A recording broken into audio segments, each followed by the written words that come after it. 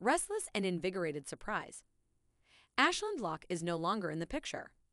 Asked by Victoria Nick, about why and R fans were left with a jaw-dropping cliffhanger and a myriad of unanswered questions after the show's out-of-left-field finale. Ashland Locke getting into a fight with someone after Victoria let him into her house was a foregone conclusion, but many viewers were surprised by the show's shocking conclusion. The Young and the Restless cliffhanger was, may we say, a killer one.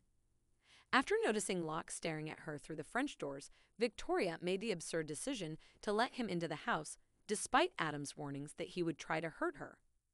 After hours, because she had to. It's apparent that Victoria didn't expect how wild and unbalanced Ashland would become when she hoped to bring closure to the issue between the two of them. We're not sure why she didn't, given that she knew he'd smashed up his suite at the Genoa City Athletic Club before he even showed up. When she felt like he was watching her in Chancellor Park, she experienced the heebie-jeebies, too. He was. When the identity thief refused to go, Victoria felt unnerved, even though she tried to keep it a secret.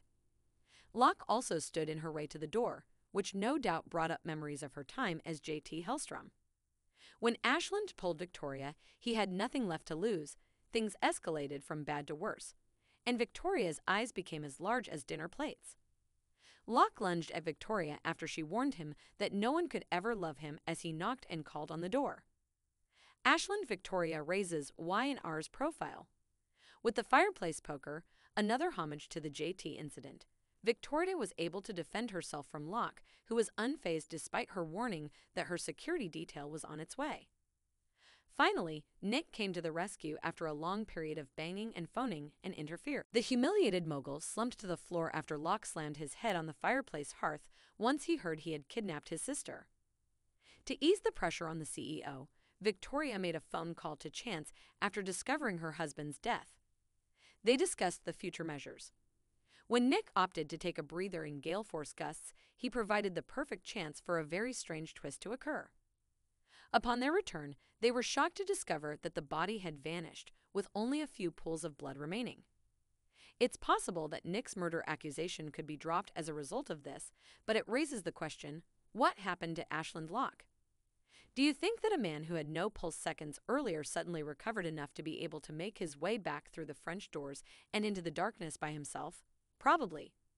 Even though it seems impossible, anything can happen on a soap drama. Another possibility is that Ashland was kidnapped and taken away from the crime site by a person or persons who turned up at the scene. This could be in an effort to assist Nick and Victoria. Isn't it obvious that if no one is around, there is no crime? Who, though? According to Young and Restless spoilers, Victor is performing damage control, and Nikki had recommended that he go to check on their daughter over the phone. It's a leap to imagine that the mustache, as powerful as we know him to be, hauled Locke's lifeless weight outdoors, and fast, to boot, all on his own. Adam, on the other hand, could have been the culprit. Even if for no other reason, it's a strong probability that he would anger Victoria to no end by doing another kind deed. Unless he was stalking Ashland, we don't know why he went to the residence in the first place. Billy is another name that springs to mind.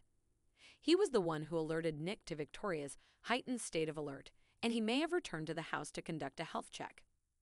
We have to question if Ashland is truly dead, or if he's hiding out somewhere so he may return and villain at a later time, assuming Ashland is still alive at all.